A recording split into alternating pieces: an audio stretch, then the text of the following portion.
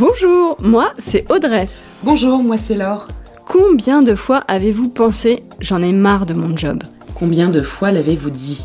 Nous, on l'a entendu plein de fois. Ce qu'on vous propose, c'est d'écouter ces personnes qui ont franchi le cap, celles et ceux qui ont entamé une reconversion professionnelle. Pourquoi ? Comment ? Combien ? C'est ce qu'on a voulu savoir. Ici, vous entendrez des histoires de reconversion. Bonne écoute. Bonjour, je m'appelle Gwenaëlle et à 39 ans, j'en ai eu marre et j'ai décidé de changer d'orientation professionnelle. Avant, j'étais chef de projet en communication et aujourd'hui, je suis hypnothérapeute et traîneur en neurofeedback dynamique. Bonjour Gwenaëlle.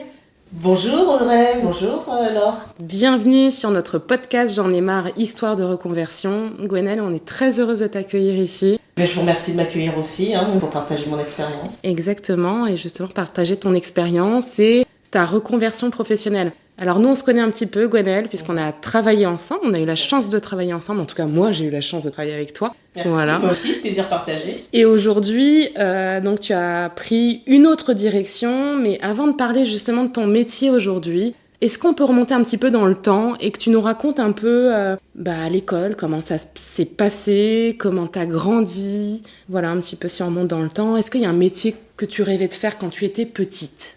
Alors quand j'étais petite, presque comme tous les enfants, j'ai voulu être vétérinaire. Et puis en fait ça m'est vite passé parce qu'à l'adolescence, j'ai pris une toute autre voie, j'ai voulu intégrer un lycée militaire. Pourquoi ? Peut-être pour suivre les pas de mon père qui était militaire, puis a été gardien de la paix. D'accord. Et qui est parti quand j'avais 8 ans. Et donc c'était peut-être, j'ai peut-être envie de suivre ses traces. Mm-hmm. Voilà. J'ai passé le concours, mais la catastrophe, je me suis rétamée. Ah bon ? Parce que, quand je suis arrivée dans la salle d'examen, une pression d'enfer des militaires aux quatre coins de la salle, toute seule à une place, j'ai paniqué, je me suis retrouvée à l'infirmerie avec une crise d'angoisse. Ah oui, t'avais quel âge là ? J'avais 15 ans, c'était en 3e. D'accord. Et donc j'avais pas encore passé le brevet, donc c'était mon premier examen. Et j'ai flippé. Waouh. Voilà. Okay. Et ça m'est resté très longtemps, ça a été dur. Passer un examen, pour moi, c'était compliqué. D'accord, t'avais toujours cette image en tête de panique ? De panique, Okay. Totale. Donc j'ai raté mon examen. Et puis ensuite, j'ai poursuivi mes études sans vraiment savoir trop quoi faire. Mm-hmm. J'ai suivi des études de lettres, j'ai eu mon bac, et à l'issue du bac, qu'est-ce que je voulais faire ? Je voulais suivre des études de psychologie. Malheureusement, à l'époque, on m'en a dissuadé. Ah bon ? Ouais, on m'a dit que c'était des études...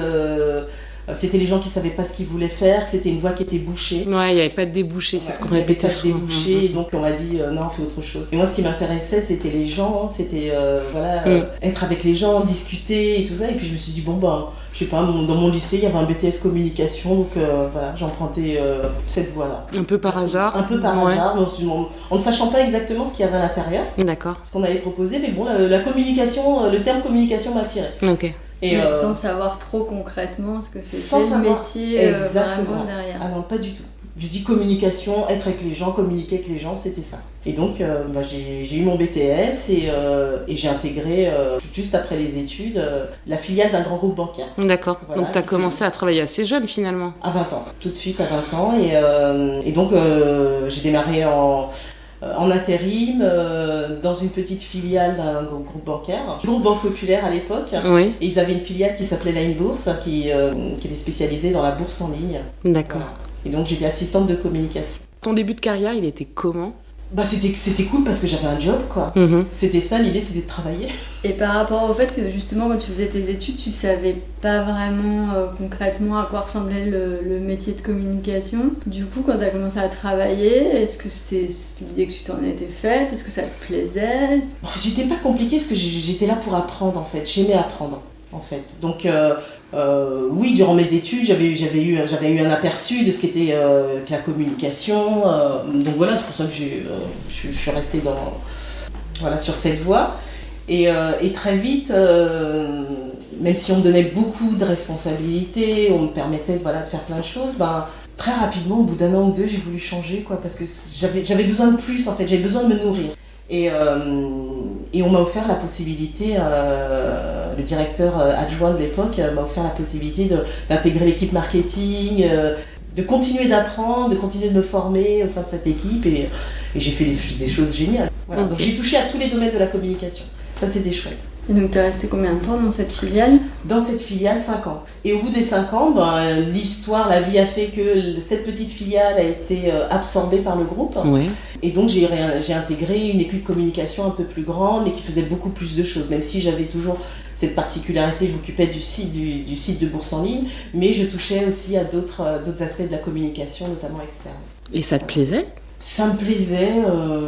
Avec du recul, je ne sais pas si ça me plaisait, mais voilà, j'avais des collègues sympas, j'étais dans un environnement sympathique, bienveillant, des managers qui m'ont toujours fait confiance, qui m'ont poussé. Et je pense que c'est ce que j'ai aimé en fait. C'est la relation aux autres. C'est les liens que j'avais créés avec mes collègues en fait. C'est ça qui me plaisait. Bah, c'est ce qui te portait un peu. Parce que quand tu disais que tu voulais faire des études de psychologie parce que t'aimais les gens. Rétrospectivement, c'est ce que j'aimais. C'est pour ça que je suis restée très longtemps dans mes jobs en fait. Parce que j'avais de bons rapports avec les gens. Et ça, voilà, c'est ce qui m'a porté et qui a fait que je suis restée 22 ans dans le... Alors pendant ces 22 ans, je sais pas si on peut résumer 22 ans.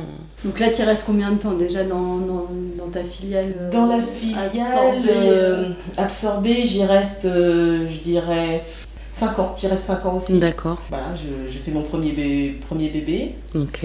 Je reviens avec une envie quand même de bouger, une envie de continuer de me former. Donc, au retour de congé maternité, je demande à faire une formation. D'accord. Qu'on me refuse. J'avais demandé à l'époque l'ESSEC, je crois. Ouais. Voilà. On me la refuse parce que ça coûtait très cher et que j'étais qu'une chargée de com à l'époque. Donc, c'était peut-être trop ambitieux pour les gens. Et puis bon, je revenais de congé maternité, ils ne me connaissaient pas forcément. Donc voilà. Et puis je fais un deuxième enfant 3 ans plus tard. Et en fait, j'y suis jamais retournée. Ah oui. Oui, parce que ma responsable à l'époque, durant mon congé maternité, m'envoie un message en me disant « Oh, il y a un poste qui s'ouvre à la direction de la communication groupe. C'est ton profil, voilà, vas-y. » quoi. Je postule. Alors au départ, on me dit « Bon, vous arrivez en fin de parcours de recrutement, on a déjà sélectionné 2 personnes, mais on regarde votre CV, on ne sait jamais. » Et puis, comme je ne crois pas au hasard, la vie fait que on m'appelle, on me dit « Écoutez, venez passer les entretiens. » Et j'étais en congé maternité. Ok. Donc à l'époque, je l'allaitais et je ne savais pas comment j'allais faire. Aller jusqu'à Paris et me dire mais qu'est-ce qu'elle va boire, comment elle va manger. Et bon, à ce moment-là, on est allé avec mon mari louer un tire-lait et donc elle a eu sa ration de biberon, son premier biberon pendant que je passais mes entretiens. Et elle a quel âge aujourd'hui ? Aujourd'hui, elle a 15 ans. Donc elle a bien survécu. Okay. Ouais, elle a bien survécu. Okay. Mais voilà, et donc à l'issue de l'entretien, on m'a dit ok. Le poste est pour toi. Le poste est pour toi. Okay. Donc j'étais super contente. Maths se finissait combien de temps après Donc j'ai passé mon entretien en avril et la fin de mon congé maternité était fin août. Et en fait, la responsable communication m'appelle et me dit on aimerait bien que tu viennes avant pour faire une passation. Pour la passation en fait, que tu rencontres la personne qui était là, qu'elle te passe les dossiers, qu'elle t'explique comment ça fonctionne. Donc j'ai raccourci mon congé maternité d'une quinzaine de jours et en fait quand je suis arrivée, la personne était déjà partie. Donc la passation ne s'est pas faite, mais bon voilà. Ça va, ça n'a pas été trop dur de rentrer avant la date prévue ? J'étais un petit peu dégoûtée de laisser ma fille à mes beaux-parents qui étaient venus à la maison la garder. Mais voilà, ça s'est fait, c'était comme ça. Et puis... Donc tu as démarré dans ce nouveau poste ? J'ai démarré dans ce nouveau poste en 2009. Donc j'ai évolué aussi au sein de cette structure. J'ai beaucoup appris, on m'a fait confiance. Mais un jour, voilà, je me suis plus sentie à ma place. Les technologies, les réseaux sociaux, tout ça sont venus me bousculer. Mais non, mais en fait, c'est pas extérieur, c'est juste que voilà, j'étais plus à ma place. Mais c'était quoi ? T'avais fait le tour un peu Si je devais résumer, c'est mon premier arrêt maladie qui m'a fait me poser des questions. T'avais quel âge là, à ce moment-là ? C'était en 2017, donc j'avais... Tu avais donc 7 ans de moins qu'aujourd'hui. Voilà, exactement. Quelque chose comme ça. Soit 37 ans à peu près. Ouais, peut-être. Oui, à peu près, ouais, 37 ans. Ouais. Et un jour, je me réveille... c'est ça. Il y a eu des signes avant-coureurs, mais... que t'as peut-être pas entendu. Que j'ai pas entendu, voilà. oui. J'ai pas voulu m'écouter. Et c'est très drôle parce que durant toutes ces années au sein de la direction de la communication, j'avais repris des études pour faire un master. Ah oui. Ouais. Donc tu avais quand même gardé cette envie de te former, Ouais. d'acquérir de nouvelles compétences. D'acquérir de nouvelles compétences parce que je m'étais dit, bon, avec un BTS, c'est pas suffisant si je veux évoluer, si je veux bouger au sein de la structure. Il faut plus. Et donc, j'ai eu la chance que la directrice de la communication de l'époque m'a suivie, m'a dit, allez-y Gwenaëlle, je vous soutiens à 100%, vous allez prendre rendez-vous avec les RH et on vous suit, prenez le temps qu'il vous faut pour faire cette formation que j'ai suivie en parallèle de mon job. J'ai eu mon diplôme, mon master, et après le master, un baby blues. Ah oui. Parce que c'était quoi? Ça t'avait nourri finalement Ça m'avait pendant tout nourri. ce temps d'études et tu te rendais compte qu'une fois que c'était fini, ton job te suffisait plus. Mon job ne me suffisait plus en fait. Et là, je me suis dit, bon ben, c'est fait parce que j'ai passé un cap, donc je vais commencer à postuler dans des jobs en interne, en externe. Mais quand je regardais les annonces en communication, en fait, j'étais pas attirée. Je sais pas comment dire, mais c'était... T'avais pas envie d'y aller, quoi. Ça te... Ouais. Ça te faisait plus vibrer. Ça me faisait Ouais. pas vibrer. Et puis, bon, bah, je passe quand même des entretiens sur CV, sur lettre de motivation. Mais les gens, ils veulent me prendre, quoi. J'arrive à l'entretien, et là... Décalage, ils sont Un pas... décalage total. Ils me disent, mais vous avez de bonnes idées, parce que je préparais mes entretiens. Donc, j'arrivais avec des idées, des propositions. Mais en fait, je leur balançais comme ça, et puis bah, vas-y, débrouille-toi avec, quoi. Ouais, il n'y avait pas d'envie. Oui, Il y avait pas d'envie. t'avais pas l'envie de toi les mettre en place. Et, voilà. Et en fait, ils restaient sur leur faim. Ouais, ouais. Et les 2 entretiens comme ça que j'ai passés, c'était le même constat, c'était la même finalité. Vous nous laissez sur notre faim. Et toi, t'en avais conscience de ça que... J'en avais pas conscience. Ouais. J'en avais pas conscience. C'est aujourd'hui que tu te dis Aujourd'hui, que... voilà, avec le recul, Ouais. en analysant, voilà. Ok. Donc tu fais cette formation, Je fais cette formation. tu retournes bosser, tu postules, ça fonctionne pas. Et là, arrêt maladie, c'est ça? Alors, avant, je commence à avoir des douleurs au bras, des tendinites. Et bon, tiens, je commence à avoir des douleurs un peu partout, notamment à la hanche. Je dis, bon, bah, je me prends un vendredi, le matin, je vais voir mon médecin, et puis l'après-midi, je prends rendez-vous avec mon ostéo pour ma hanche. La veille du rendez-vous, je fais un rêve dans lequel ma directrice me vire. Elle me dit, vous êtes virée. Je dis, ah bon? Elle me dit, ouais. Je dis, mais pour quelle raison? Vous inquiétez pas, on a suffisamment de choses contre vous. Le cauchemar. Alors qu'elle était satisfaite de moi, alors Oui. que tout, enfin voilà, j'avais Grand pas de écart avec raison. la réalité, quoi. Ah oui, mais complètement. Donc une nuit horrible, j'arrive chez le médecin, elle me dit pourquoi vous êtes là, je dis bon, alors je me cache un peu, je dis ça fait 3 ans que je suis en carence de fer et je viens pour... Il dit ah oui d'accord, ok. Donc comment se passent vos nuits? Bon, habituellement bien, c'est vrai qu'hier soir, bon voilà, c'est ça... J'ai juste rêvé que je me faisais virer, mais Ah, je c'est n'ai pas dit ok. ça. Je lui ai dit, Ah oui. voilà, je suis, j'ai fait un cauchemar, enfin voilà, une nuit un peu difficile, mais sinon ça va, d'accord. Et comment ça se passe votre boulot? Et là, je m'effondre dans son bureau, Ah, dans le cabinet. Impossible de m'arrêter. Je ne sais pas d'où viennent ces sanglots, pour quelle raison, Ouais. mais je m'effondre. Il me dit mais qu'est-ce qui se passe et tout. Je dis bah je sais pas, enfin ça se passe plutôt bien dans mon boulot, enfin. Oui, toi-même, tu comprenais pas. Mais je comprenais pas en fait ce qui se Ouais, passait. Je dis c'est vrai que en ce moment c'est un peu dur, il y a des tensions, mes collègues sont pas très bien traités. tu parles de tes collègues Je et pas parle de mes toi, en collègues, pas fait. de moi. Ouais. Je dis non parce que moi je suis bien traitée, j'ai pas de problème, on est content de moi, Ouais. mes entretiens d'évaluation se passent très bien, enfin j'ai des prix, enfin bon voilà, je suis reconnue, Ouais. mais ça va pas. Et je supporte plus cette ambiance, je supporte plus oui, la manière dont mes collègues sont traités. Je me donne beaucoup au travail, c'est vrai que je travaillais beaucoup, je finissais très tard, mais bon voilà, je pouvais pas dire que j'aimais mon job, mais je le faisais quoi, enfin voilà, c'était comme ça. Je me dis bon, je pense que vous êtes un peu en situation de burn-out. Je dis pas du tout. Non, absolument pas. Absolument pas. J'ai connu à l'âge de 20 ans une dépression, je sais ce que c'est, mais là non, je suis désolée. Il me dit bon... Le gros déni quand même. Ah ouais, gros déni. Il me dit bon, vous savez, il y a une bon, j'habite dans le 78, dans les Yvelines, et il me dit il y a une entreprise, la maison du travail et de la souffrance, qui accueille des personnes qui se trouvent dans cette situation. Vous pouvez aller les voir. Non, mais tout va bien. Donc là, elle te parle une langue Donc là, étrangère mon quand elle te médecin- dit ça. oui, mon médecin me parle une langue étrangère. Oui, tu te sens pas du tout Je me sens concerné, pas- t'as non, pas non, l'impression non. qu'on parle de toi. Ah non, pas du tout. Il m'ausculte. Je dis, bon, j'ai un rendez-vous cet après-midi parce que j'ai mal à la hanche et tout. Je sais pas ce qui se passe. Donc il regarde, il dit, bon, il n'y a rien, mais je vous prescris une radio, je vous prescris donc des analyses de sang. une IRM et puis revenez me voir avec les résultats. Bon, très bien, je fais tout ça. Bon, on voit pas grand-chose sur l'IRM, voilà. Et puis arrive le week-end, Ouais. et là, j'ai de plus en plus mal. La douleur se fait de plus en plus forte, de plus en plus présente. Bon, je souffre, je suis vraiment en souffrance. Comme je ne crois pas au hasard, qui débarque à l'improviste par surprise à la maison? Ma petite sœur qui était allée aux États-Unis pour être fille au père et revient au bout de 2 ans. Surprise, coucou, qui va là? Et en fait, c'est celle qui m'emmenait en fait le lundi matin parce j'étais incapable de me lever, qui m'emmenait chez le médecin. Et là, il me voit, il sourit, un petit sourire, il me dit qu'est-ce que vous faites là? Je dis écoutez, voilà, là je peux plus en fait, ma hanche me fait vraiment mal et il me dit donc maintenant je vous arrête. Je me dis maintenant vous n'avez pas le choix. Et donc j'accepte cet arrêt maladie, 15 jours. Et là je me suis dit Gwen, qu'est-ce qui se passe? Ouais. Qu'est-ce qui se passe? Alors je fais les analyses, je fais les examens, j'ai une dizaine de séances de kiné. Bon, ça va mieux, Pas de cause mais les radios ne révèlent rien, l'IRM non plus. Donc pour toi, en fait, t'es arrêtée, mais pour ta hanche. Je suis arrêtée pour ma hanche. Ouais. Le fait d'être arrêté, Et le est-ce que fait ça d'être va arrêtée, mieux? ça va un peu mieux, mais je me dis, mon corps me parle là.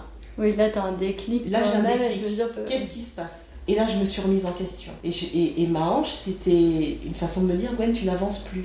Donc arrête de forcer, pose-toi et réfléchis à ce que tu veux vraiment faire. Mhm. Mais avant cette période-là, ma directrice m'avait inscrite à un programme bêta. C'était un coaching de groupe pour aider les femmes en fait à percer le plafond de verre et leadership. Ouais. Leadership au féminin. Voilà. Développer son leadership. Et lorsque je suis arrêtée, je me souviens des 2-3 phrases de la coach. La première, c'était « Qu'est-ce que vous faites naturellement dans votre job ?» Parce que quand on est une femme et qu'on regarde des annonces, on se dit toujours « Ah mais non, je peux pas postuler à telle chose parce je sais qu'il pas me faire manque ça, ça, il me manque ci. Oui, mais qu'est-ce que vous savez bien faire? Qu'est-ce que vous faites naturellement sans te forcer? Sans forcer, en fait. La deuxième, c'était « Souvenez-vous de vos rêves d'enfant ». Alors bon, vétérinaire... Non, pas vraiment. Et en revanche, je me suis souvenu que je voulais suivre des études de psychologie. Et là, c'est revenu. Et en fait, avec ces questions qui sont revenues comme ça, comme par hasard, je me dis, mais oui, je voulais être psychologue. On m'en a dissuadé. Mais qu'est-ce que je fais aussi naturellement? En fait, les gens, ils venaient me voir naturellement, en fait, me parler. Mes collègues, des inconnus, le laveur de carreaux qui me parle pendant 1 heure de sa vie et intime. Et puis d'autres collègues qui me disent « Ah, tu devrais être coach, tu vois ». Des choses comme ça. Ouais. Et en fait, tout ça me revient. Et je me dis « Mais c'est ça, en fait, que je fais naturellement. Ça me demande aucun effort. » Et oui, pourquoi je travaille si tard le soir? Alors oui, peut-être que j'étais désorganisée, mais c'est surtout parce que ma priorité, c'était les gens, c'était de les écouter. J'étais là pour eux, en fait. Et je rattrapais mon travail quand tout le monde était parti. Quand tu as fait ce programme-là, justement, de leadership au féminin, tu sors de ce programme avec une idée de boulot et tu ressors Pas du tout, non, mais... avec ces 2 questions qui restent finalement en toile de fond. En toile de fond dans mon esprit et me dire, mais vas-y, fonce en fait, tu as les capacités. Okay. Ouais. Donc c'est des petites étapes c'est comme des petites ça. étapes en fait. Voilà. Et donc je pense que c'est après ce programme que j'ai postulé à 2 autres annonces, plusieurs annonces, pas que 2, mais à plusieurs annonces. C'était de progresser dans la communication et finalement en le faisant tu t'es rendu compte que c'était pas ça qui te faisait. C'était pas encore ça. C'était plus ça en tout cas. Ouais. Et donc pendant ces 15 jours, tu as eu cette réflexion. Pendant ces 15 jours. Et là, ça fait titre. Oui, c'est les gens que j'aime. J'aime l'être humain dans sa complexité. J'aime le potentiel de l'être humain. Et de là, je me suis dit, bah écoute, regarde pour reprendre des études de psychologie, c'est ce que tu aimais, c'est ce que tu voulais faire. Et puis, je regarde les études et financièrement, je pouvais pas me permettre d'arrêter un job pendant 5 ans, pendant mon master de psycho, donc bon, je trouve autre chose. Et puis, pour mes 2 grossesses, j'avais suivi des cours à l'accouchement, des cours de sophrologie pour me permettre d'accoucher sans péridurale. Et je me suis dit, oh, c'est pas mal. T'as accouché sans péridurale? Ouais. La deuxième, la première, comme ils me l'ont déclenché, je te dis que j'ai demandé la péridurale. Oui. Et la deuxième, Ouais, mais la deuxième, ouais. Et c'était un chouette moment. Mais donc voilà, je me suis dit, ah bah tiens, c'est intéressant. Et mon obstétricienne, qui est aussi ma gynéco, qui me suit toujours, je lui en parle et je lui dis, mais Patricia, elle me dit, ah bah non, Patricia, elle est partie à la retraite, mais oui, c'est un beau job. Seulement si je peux me permettre, j'ai beaucoup d'amis qui sont sophrologues et qui ont du mal à en vivre. Okay. Si elles n'ont pas un autre métier par ailleurs. Je lui dis, ah d'accord. Voilà, je ressors de son cabinet et puis je me dis, bah, écoute, je cherche autre chose. Et là, Je recherche des choses sur l'hypnose, Ouais. je participe à des portes ouvertes, je parle à des hypnothérapeutes, hypnotiseurs. Et lors de cette porte ouverte, je me suis dit c'est ça que je veux faire.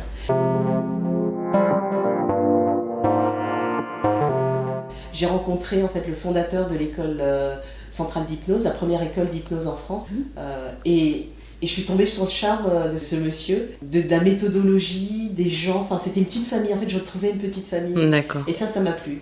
Alors j'ai demandé des devis, mais j'ai attendu 2 ans avant de signer. En parallèle, donc tu avais été arrêtée 15 jours, et au Ouais. bout des 15 jours, tu as repris ton travail. J'ai repris mon travail, oui. Je suis consciencieuse et professionnelle, donc j'ai toujours fait mon travail, mais j'avais plus cet élan, il n'y avait plus d'élan, il n'y avait plus de motivation en fait dans ce que je faisais. Je le faisais parce qu'on me demandait de le faire, que je suis payée pour ça. En revanche, il n'y avait plus cette flamme en fait, cette étincelle de vie en fait en moi. Et je commençais à m'éteindre. Je rentrais du travail très fatiguée, je rentrais agacée en fait de tout. Tout était négatif autour de moi. Mais en fait, je me suis dit, mais c'est pas les autres en fait qui font que je suis mal. C'est moi qui ne suis plus à ma place. Donc ça servait à rien de rester contre le monde entier. Si ça me convient plus, je devais partir. C'était à moi de faire Donc ce t'es là, travail, ce chemin. Tu retournes au travail, t'es fatiguée en fait, Ouais. non? T'es fatiguée au travail, mais quand même, en parallèle, tu cherches. Je cherche, ouais. Donc t'arrives avec cette idée donc, de tourner vers l'hypnose, l'hypnothérapie, comment on dit? L'hypnose, l'hypnothérapie, Ouais. oui, l'hypnothérapie. puisque Ça t'a pris combien de temps avant d'arriver avec cette idée-là? Ça m'a pris 2 ans. 2 ans. Oui, parce que mais donc tu disais que tu as mis du temps, une fois que tu avais trouvé l'école, à faire le pas de signer. Bah oui, parce que dans ma tête, est-ce que c'est bien ça? Est-ce que Et c'est parce bien que ça? c'était une formation de combien de temps Première partie, le premier cycle, c'était 4 jours par mois sur le que tu pouvais faire du coup en parallèle de en ton parallèle travail. de mon travail, voilà. D'accord. Mais c'est quelque chose qu'il fallait que je mûrisse, que c'était un projet Ouais, de c'est ça, famille ouais. aussi, donc il fallait que j'en parle à mon mari. Ah bah oui, ça c'était une question aussi. Effectivement, donc toi t'as ton mari, t'as tes 2 enfants, Oui. tu travailles dans un groupe bancaire, il y a quand même une stabilité financière. Se diriger, enfin en tout cas entamer un processus de reconversion, c'est aussi effectivement des discussions de famille. Oui. Ton mari, enfin quand vous en avez discuté, c'est comment ça a été pris, et comment les choses ont été présentées, comment lui les a prises, il y a eu de la peur, il y a eu du soutien, comment ça a fonctionné là? Mon mari, enfin j'ai un mari en or, hein. Il a toujours été présent. Quand j'ai repris des études, Ouais. il m'a toujours soutenu, il m'a toujours encouragé et il était présent pour les enfants. Et là, je lui parle de mon projet, mais il voit que je m'éteins en fait à petit feu. Ouais. Donc il me dit ok, si c'est ce que tu veux, vas-y, quoi, fais-le. En revanche, il avait une peur. C'est financièrement comme faut pas que tu démissionnes en fait. On peut pas se permettre. On a Oui. un crédit maison, on a des enfants qui sont Oui, c'est ça, encore. ils étaient encore petits. Oui, les enfants étaient en primaire et le grand allait passer au collège. Et donc je lui dis non, mais j'ai pas l'intention de démissionner comme Et ça. en revanche, je peux faire la formation, je peux suivre la formation parallèle, comme j'ai fait pour mon master. Ouais. Pour moi, c'était pas un problème. Il me dit Après, bon, j'imagine qu'il y avait quand même un coût de formation par contre, Oui. qui là n'était pas pris en charge par l'entreprise, pas du tout. contrairement aux précédentes. c'était un beau billet, Oui. Ouais. 8500 Oui, euros. c'était Ouais. pas Ah oui. rien, C'était effectivement. pas C'est quelque chose que tu peux financer avec le CPF ou pas là? Pas du tout. Ben non, Ouais, ouais. c'est ça. Pas du tout, parce que l'hypnothérapie, ce n'est pas une formation réglementée. Mhm. Il n'y a que les médecins, les infirmières qui peuvent se la faire financer par les organismes de formation. Mais lorsque l'on n'est pas issu du sérail, non, il faut se payer sa formation. Mais du coup, ça explique peut-être aussi le temps pour signer le devis. C'est vraiment, il faut pas que je me loupe parce que j'aurais pas 15 chances de refaire des formations. Oui. Et voilà, il faut être sûr que je choisisse la bonne voie. Sauf si t'as 15 fois 8000 euros, tu vas dépenser. C'est Ouais. pas le cas de tout le Oui, monde. en fait, il y avait tous ces paramètres-là, en fait. Il fallait que je réponde à tous mes questionnements. Comment j'allais faire, comment j'allais suivre cette formation, parce que c'était 4 jours par mois, du jeudi au dimanche. Donc jeudi, vendredi, samedi, dimanche. Je voulais pas en parler au travail. Pourquoi d'ailleurs ça? Parce que c'était mal vu? Parce que t'étais pas sûre de toi? Parce que pourquoi Je sais- tu... Je sais pas si c'était mal vu, mais en fait, je venais de sortir d'une formation que la boîte m'avait payée. Et c'était comme Trahir un peu? un peu comme trahir, ouais. Ouais. Trahir ma société qui avait cru en moi. Et en fait, t'allais pas leur donner ce qu'ils J'allais pas attendaient, leur- quoi. T'allais pas ouais. rentabiliser en fait leur truc, quoi. Exactement, Mm. leur investissement en moi, ils croyaient en moi, ils ont investi en moi. Et c'était comme une trahison. Je pense que oui, en y repensant et en y discutant avec vous, ouais, c'était ça. J'allais les trahir. D'accord. Et voilà, il y avait une forme de loyauté. Il y a une dualité en fait. Ouais. La loyauté et faire ce. Et ton bien-être. Vraiment, voilà, j'étais vraiment faite. Et donc voilà, il y a les questions financières, les questions d'emploi du temps, fallait que je règle tout ça. Comment on résout ça? Ça crée des tensions? C'est un truc qui se fait avec le temps? Est-ce qu'il y a des moments de découragement? Des moments de découragement, non. Pas au moment où je dois m'inscrire à cette formation. Non, au contraire. Non, il faut que j'y aille, c'est vraiment ça. Mais il fallait que je soulève toutes ces barrières mentales, psychiques. Et t'as eu le temps de maturation. C'était nécessaire. C'était nécessaire. Et une fois par contre que tu t'es dit oui c'est vraiment ça. Oui c'est ça. Là j'ai pu rassurer mon mari, j'ai pu lui dire écoute, je vais poser des congés. J'avais un compte épargne-temps blindé. J'ai dit s'il faut que je prenne des jours de congé parce que je ne sais qu'en faire, j'avais une 40aine de jours, je ne sais qu'en faire, je les poserai. Et... Compte épargne-temps, c'est les congés que tu n'as pas consommés, qui sont dans un compte à part et que tu peux. Ok. Voilà. Donc ça, je l'avais rassuré sur ce point. Financièrement, je lui ai dit, écoute, j'ai un PE, j'ai un plan d'épargne d'entreprise. Écoute, il y a une partie qui est débloquable. Je vais utiliser ça. Ça des économies, ouais. Mais ça ne prendra pas sur notre budget famille et tout ça. Et donc, en fait, toutes les barrières se sont levées. Et qu'est-ce que tu as dit du coup à ton entreprise? Tu as dit que tu prenais des congés, mais sans... une fois par mois, je prenais 2 jours, comme ça, personne ne savait rien. Et je rentrais lundi, la fleur au fusil. Finalement, c'était un peu un non-sujet parce que tu avais des congés et tu n'avais pas expliqué. Prendre 2 jours par mois, c'est quoi? Ça passe inaperçu. Voilà. Et donc, j'ai pris mes congés comme ça. Donc, j'ai fait la première partie, le premier cycle, à raison de 4 jours par mois. Donc ça t'a pris combien de mois du coup De novembre à mars-avril, puisqu'il est tombé le Covid. Ouais, oui. À ce moment-là, c'était en 2020. Et puis, la fin du cycle se termine. Et là, je me dis, est-ce que je reprends le second cycle en septembre à raison de 4 jours par mois? Ou est-ce que je le fais en accéléré? Et là, je me dis, ouais, il faut que je le fasse. Non, j'ai envie de me débarrasser de ça. Et là, au mois de juillet, au lieu de partir en vacances avec mon mari et mes enfants, je fais 4 semaines de formation intensive pour avoir ce second cycle. Et c'était intense, mais tellement riche. Tu l'as pris comme un sacrifice, ça, ou pas? Non, jamais. Non. Ouais. Non. Au contraire, ça m'a beaucoup apporté. Et tes enfants, ils en disaient quoi? Parce qu'ils étaient suffisamment grands... Suffisamment grands, oui. Pour percuter un peu ce qui se passait. En fait, ils m'avaient déjà vu reprendre mes études, donc en fait... Ouais, c'était bon, rebelote. Non, c'est bon, elle va à l'école. Ok, d'accord, on ne te voit pas, c'est comme ça. D'accord, ok, ouais. Et non, ils étaient contents parce que je leur parlais le soir, je leur parlais de ce que je faisais et je dis tiens, j'ai des petits tips pour apprendre, j'ai des petits tips machin. Mais voilà, c'était chouette de partager ça parce que c'était quelque chose qui allait leur être utile aussi, que j'allais pouvoir leur transmettre et ça c'était chouette. Donc tu finis ta formation en accéléré? Je finis ma formation en accéléré, donc fin juillet 2020, j'ai ma formation. Un événement malencontreux, ma maman décède en août 2020. Et j'avais dit à mon mari, après une fois le diplôme en poche, je vais commencer à m'exercer le soir, le week-end, mais en fait j'étais trop épuisée, il y avait le décès de ma maman qui était intervenu, dans ma tête c'était pas le moment. C'était pas le moment. Et puis je me sentais pas non plus prête aussi. Pourquoi? Tu te sentais pas légitime, pas capable? Pas légitime, le syndrome de l'imposteur, tout le monde connaît ça. Oui. Tu parles à des femmes qui ont la quarantaine, donc c'est bon. Le syndrome de mais c'est pas suffisant ce que j'ai appris. Et puis ma tête était pas... j'ai plein de choses à régler, j'avais mon deuil à faire. Ouais. Et tout ça en bossant à la banque? Et tout ça en continuant de bosser. Parce que donc le projet initial, on va voir que c'est pas celui-là, mais voilà, c'était que ce soit au départ une activité secondaire que tu commençais à développer en parallèle de ton job. Voilà, parce que mon mari me dit ok, financièrement, t'as payé ta formation, tu l'as faite, c'est bon. Écoute, peut-être tu pourras peut-être te mettre à 80%. Donc en fait, on fait notre vie comme ça en se disant l'année prochaine je pose mon vendredi et puis comme ça je l'exerce à domicile le week-end et le vendredi. Mais t'étais pas fatiguée? Parce que quand même, ok, on travaille à la banque, on travaille pas à l'usine, d'accord, mais t'as ton travail, t'as les transports, accessoirement t'as quand même une famille avec 2 enfants, même s'ils sont grands, t'es quand même là avec eux.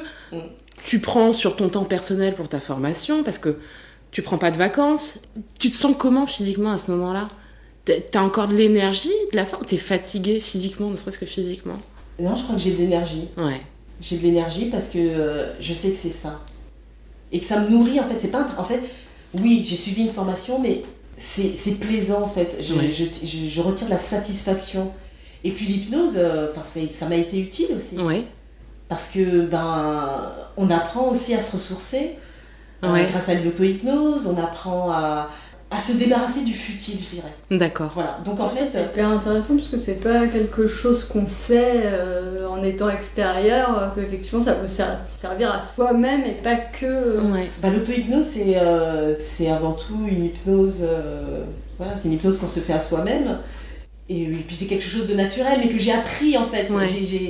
J'ai appris à ce que ça redevienne naturel. Donc tu t'es ressourcée en fait énergétiquement, parlant, ouais. T'arrives en fait, t'arrives à te ressourcer. Je me suis ressourcée. J'ai fait mon deuil, le deuil de ma maman extrêmement rapidement grâce à l'hypnose. Ouais, d'accord. Et en fait, une fois ça passé, je me suis dit mais en fait plus rien ne peut m'arrêter. Plus rien ne peut m'arrêter. Voilà, j'allais à mon boulot, je faisais mon boulot. Bon, j'avais plus cet entrain, je le faisais. Enfin, j'étais toujours aussi impliquée, mais je sais que c'est pour un temps. Tu mettais une distance. Je veux dire, en fait, là, t'avais gagné par rapport au moment où t'as été arrêtée, t'avais mal à la hanche, t'avais gagné une certaine hauteur qui faisait que ça te pesait moins parce que t'étais un peu plus détachée, quoi. Un peu plus détachée, et aujourd'hui, je savais ce que je voulais. Oui, tu savais que ça allait pas durer. Je savais quelle était ma mission de vie, en fait. Ah oui, toi, tu l'as vu vraiment comme ça. Cette reconversion professionnelle, c'était... Enfin, c'est plus qu'un métier, ce dont tu parles, finalement. C'est vraiment... C'est plus qu'un métier. Et j'ai omis de dire quelque chose avant, et je vais revenir, désolée. Dans les souvenirs d'enfant, lorsque j'étais petite, entre 8 et 10 ans, de mémoire, je faisais toujours un même rêve. Je rêvais que je rêvais. Inception. Ah oui, Inception, ouais. C'est, avec Leonardo DiCaprio. La mise en abîme. Exactement. Ouais. Et lorsque j'étais petite, au moment du coucher, alors que j'allais m'endormir, je voyais cette petite fille, enfin c'était moi, mais je me voyais dans mon lit, en train de m'endormir, et au loin, à l'extérieur de la maison, dans le quartier, des gens qui disaient « Au secours, à l'aide !» Et de mon corps de petite fille qui s'endormait, sortait une entité, alors moi je l'ai appelée la fée. Ok. Une entité qui était adulte, mais c'était pas moi, enfant, mais c'était cette entité qui sortait de moi, ouvrait la fenêtre, allait faire ce qu'elle avait à faire, allait aller porter secours.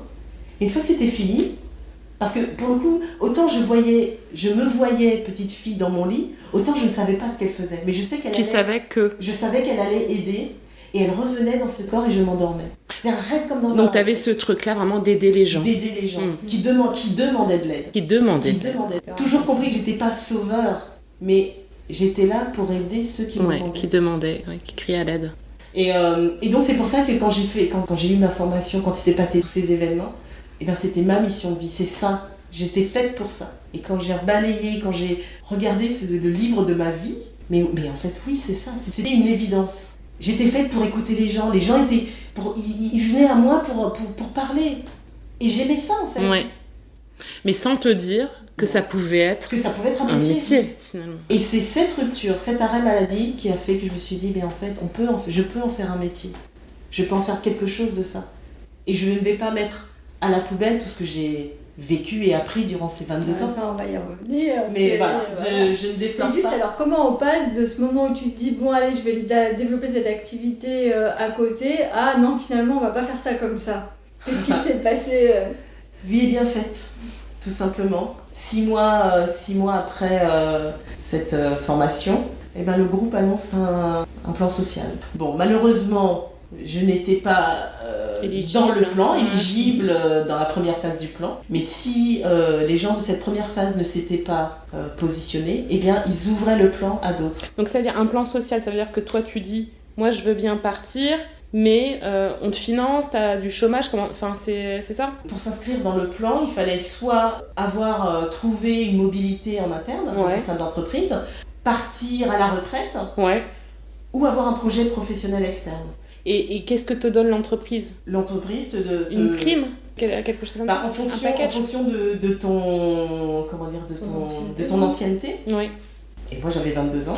C'est un peu comme une rupture conventionnelle, c'est ça ? Un peu comme une rupture conventionnelle. C'est-à-dire que tu as une formule de calcul où tu pars avec une prime de départ. Exactement. En fonction de tes années d'ancienneté. Donc 22 ans d'ancienneté. 22 ans d'ancienneté. un petit package pour... Création d'entreprise, un projet. Pour la création d'entreprise, un autre petit package pour la formation et surtout un accompagnement, en fait, l'accompagnement d'un cabinet, de placement. De remplacement. Et donc, je dis, mais bien sûr que je vais le prendre, ce plan, si personne se... Oui, si personne se dévoue. moi, je vais me dévouer. Ça tombe bien, plutôt. Et comme par hasard, tout s'était mis en place, en fait. J'avais fait ma formation par moi-même. En fait, mon projet, j'avais plus qu'à l'écrire et le présenter. D'accord. Donc, en gros, toi, tu parles à l'univers et l'univers te répond, c'est ça ? L'univers me répond. Okay. Et il m'a toujours répondu. Ouais. Et il m'a toujours répondu. Donc, au départ, tu n'es pas éligible et finalement, tu es éligible et tu prends ce plan. 3 jours avant la fin du plan, ma responsable de l'époque trouve une personne pour me remplacer. Donc, tu deviens éligible. Donc, je deviens éligible. Et là, j'ai 24 heures, juste avant Noël 2021, pour te décider. Pas pour me décider, pour présenter mon dossier qui va passer en commission 48 heures après. Et si je l'avais pas fait, si on n'avait pas trouvé, je n'aurais pas eu. Mon dossier ne serait pas passé. Ouais. Mais effectivement, par rapport à ce que tu disais, par rapport à d'autres collaborateurs, le tien, tu savais précisément où tu allais, ton dossier était déjà ficelé. Mon dossier était déjà ficelé dans ma tête, il a fallu que je l'écrive pour qu'il puisse passer en commission. Et voilà, c'est un superbe cadeau de Noël. Donc oui, j'avais imaginé plein de choses, on s'était rassuré avec mon mari, j'allais prendre un 80. Mais non, en fait, j'ai pas eu besoin de tout ça. L'univers m'a dit, c'est maintenant, t'as une opportunité là, saisis-la. C'est maintenant que j'arrive. Et donc là, on est en décembre 2021. Fin 2021, deux jours après, ou même peut-être le lendemain de la commission, on me dit « Votre dossier est recevable, quand est-ce que vous voulez partir ?» J'ai dit en février 2022. Après-demain. C'est ça. Et le 28 février 2022, c'est la fin de mon contrat, je quitte la société. Après 22 ans de bons et loyaux services. Ils m'ont bien rendu aussi, voilà. Ils t'ont accompagné là-dessus. Ils m'ont accompagné et donc pendant 8 mois, j'ai bénéficié de l'accompagnement de cette consultante qui m'a aidé à faire mon business plan, qui m'a permis de rencontrer des sociétés, ils organisaient des petits déjeuners, des choses comme ça. Donc voilà, et puis donc ça c'est jusqu'en novembre 2022 et à partir de ce moment-là, j'ai pu m'inscrire à Pôle emploi. J'ai eu un délai de carence et c'est qu'en février 2023 que je n'ai pu toucher mes indemnités, mais j'ai créé ma société le 4 janvier 2023. Donc tu as quand même pris le temps, après ton départ, de effectivement bien poser les choses. Oui, bien poser les choses, mais aussi j'en avais besoin. J'avais besoin de prendre ce temps. J'avais besoin de faire le deuil, en fait, le deuil d'une vie passée en entreprise, le deuil d'un quotidien avec des gens que tu aimais bien aussi. Des gens que j'aime bien, que j'aime toujours, que je continue de voir. Mais c'était le temps du deuil, c'était nécessaire.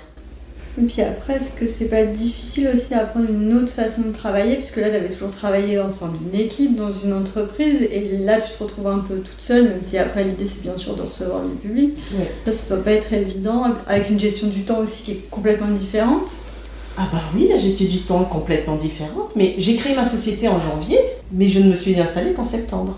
D'accord. J'ai ouvert mon cabinet en septembre 2023. Alors il y avait ce deuil que j'ai pu faire. C'est pour ça que j'ai pu créer ma société, vraiment déposer les statuts en janvier. Mais après, il y avait d'autres effets qui se coulent. Ah mais je suis pas légitime.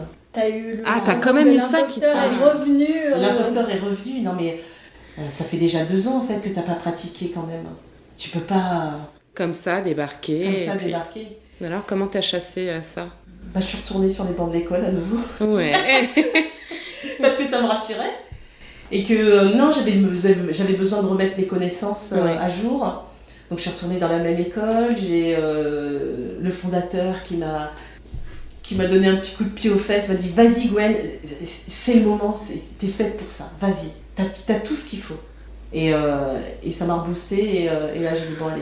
J'ai commencé à faire quelques séances à des amis gratuitement comme ça. Et puis une fois que le cabinet était fait, voilà, j'ai lancé la machine. Et alors, est-ce que tu fais un lien entre finalement ton précédent job dans la com, le marketing et ton métier ? Est-ce qu'il y a des compétences que tu as pu transférer, des choses qui t'ont été utiles ? Heureusement, la communication quand même. Oui. J'ai eu l'une des dernières missions que j'ai faites, c'était la mise en ligne, je crois, du site internet de l'entreprise. Et ça m'a servi parce que quand je suis partie, j'ai contacté une agence, j'ai fait mon site avec elle. Donc en fait, je connaissais tous les rouages. Et j'ai donné mes textes, ils les ont mis en page. Voilà, mon logo fait en 3-4 cuillères à peau. Voilà. Mais tu t'en es servi. Je m'en suis servi pour communication exactement. autour de ton activité pour te faire connaître.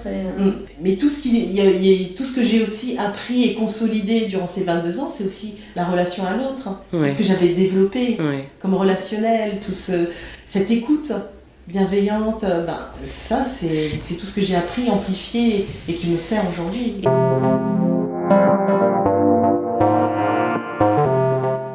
Est-ce que tu as l'impression que c'était... alors, c'est jamais du temps perdu, mais finalement, ce projet qui t'a mené à l'hypnothérapie, tu l'as eu donc autour de la quarantaine. Pour toi, c'est au bon moment où tu te dis j'aurais peut-être dû faire ça avant. J'ai quand même perdu un peu de temps. Je n'ai rien perdu. Au contraire. C'était le temps nécessaire pour que je mûrisse, pour que je grandisse, que je me découvre. Et que tu sois prête. Et que je sois prête. C'est comme ça, je n'ai aucun regret. Aucun regret. Si ce n'est, peut-être un. Allez, de ne pas m'avoir écouté plus tôt. Ouais. Si tu réponds à nos questions avant qu'on les pose, justement, on allait dire si tu devais refaire quelque chose, qu'est-ce que tu changerais? Ça. Si tu devais refaire, c'est t'écouter. S'écouter. L'hypnose m'a enseigné énormément de choses. Qu'en fait, on est tous parfaits. On a tous des capacités, mais dont on ne soupçonne pas la grandeur. On ne soupçonne pas que c'est en nous. On a une force, mais incroyable. Et notre corps, quand je rembobine ma vie comme ça, je me dis, mais mon corps m'a parlé. Mon inconscient m'a parlé. L'inconscient, mais moi, c'est mon allié, l'inconscient. Je ne prends plus aucune décision sans lui. Sans lui dire, est-ce que c'est la bonne, j'emprunte la bonne voie. Parce que, en fait, on est dans une société, on a été éduqué à toujours réfléchir. On laisse plus parler son instinct. On se fait pas confiance, en fait. On fait pas confiance à notre intuition. Mais notre intuition, elle sait ce qui est bon pour nous. Mais non, il faut rationaliser. Non, mais tu comprends, je peux pas faire ça parce que c'est bouché. Ouais, mais parce que, ça se trouve, j'aurais dû aller dans cette voie. Mais bon, la vie a fait que. Si la vie a fait que, c'est que c'était pas le bon moment. Alors soit, je pense que la vie m'offre les opportunités qu'elle m'offre. Et finalement, ce processus de reconversion, est-ce que ça a été douloureux pour toi? Ah non, pas du tout. Pas douloureux, au contraire, salvateur. Salvateur. Oui, mais ça peut être salvateur, tu vois, dans la douleur aussi. Tu peux te dire, tu te sors d'une situation, mais tu vois, avec peine, avec... Enfin, quand je t'entends, j'entends pas ça, mais je me permets de te poser la question, parce que... Quand on t'entend que tu t'es laissé le temps à chaque fois, t'as pas précipité, t'as pris le temps qu'il fallait pour chaque étape. Et puis, quels que soient les événements de la vie, je les ai pris en me disant que derrière, il y a une opportunité. Si je vis cette expérience-là, c'est parce que je dois la vivre. J'ai un enseignement à en tirer. T'as accueilli à chaque fois les choses. T'as pas... pour une raison, donc... Si je n'ai pas eu mes jobs, quand j'ai postulé à ces jobs, si je les ai pas eus, c'est parce que je devais pas les avoir. Et je vais faire un clin d'œil à une amie qui est décédée il y a 2 mois. Mais elle disait toujours, il ne faut pas contrarier les contrariétés. Il ne faut pas aller à l'encontre d'une mauvaise nouvelle, entre guillemets, parce qu'elle nous fait mal. Même si elle nous fait mal, elle est là pour une raison. Donc j'ai laissé la vie me guider vers la bonne voie. Parce que elle sait quelle était ma voie. Et elle me l'avait dit avant, mais je ne l'ai pas écoutée. Et à l'inverse, qu'est-ce que ça t'a appris sur toi, cette reconversion? Énormément de choses. Cette reconversion m'a appris à me connaître, à connaître les gens aussi qui m'entourent. Elle m'a appris à faire confiance en la vie, vraiment faire confiance. Et que, en fait, on est tellement riche de compétences, tellement riche de savoir. Il y a une place pour tout le monde, en fait, dans ce monde. Et on a tous à s'apporter les uns les autres. Donc c'est ça que j'ai appris dans cette reconversion, mais beaucoup sur moi.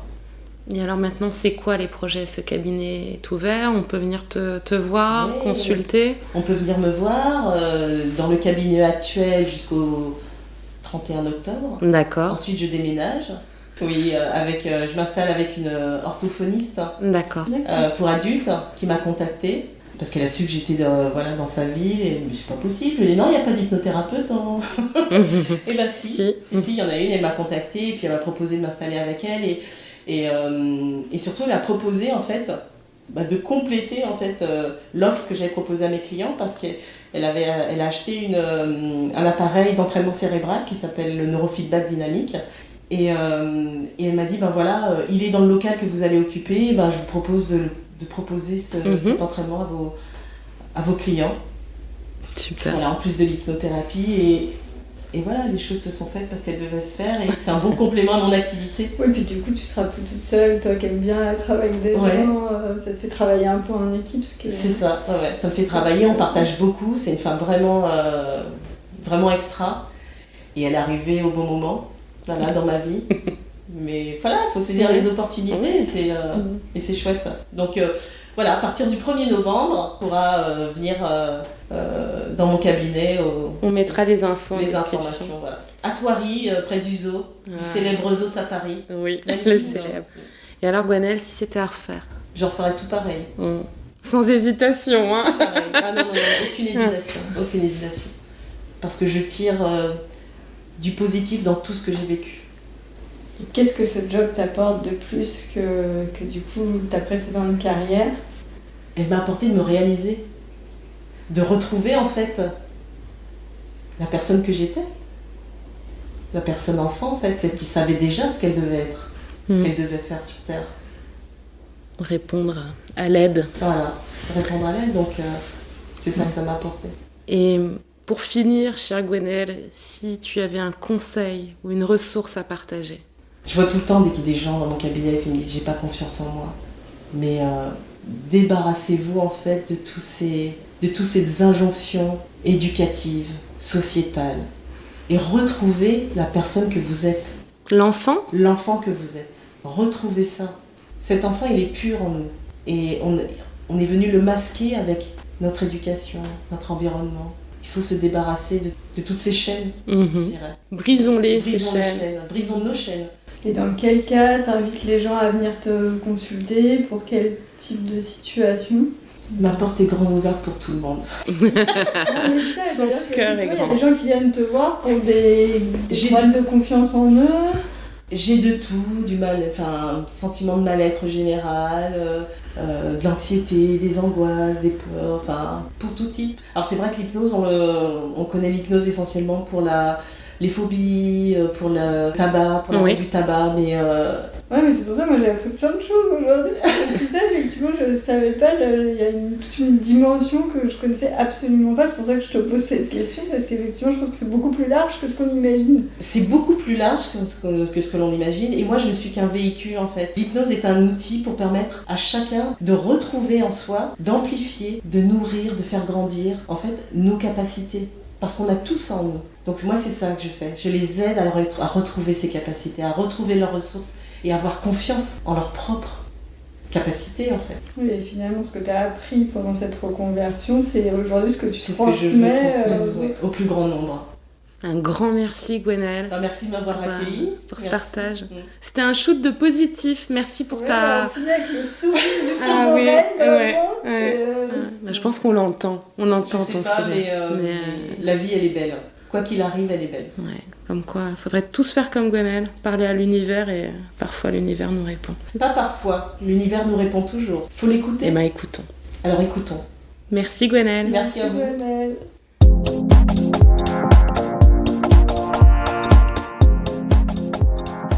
Nous espérons que vous avez apprécié ce moment autant que nous.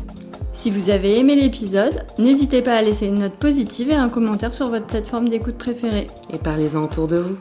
Et si vous souhaitez partager votre histoire de reconversion, écrivez-nous. Merci pour votre écoute. À très bientôt pour un nouvel épisode.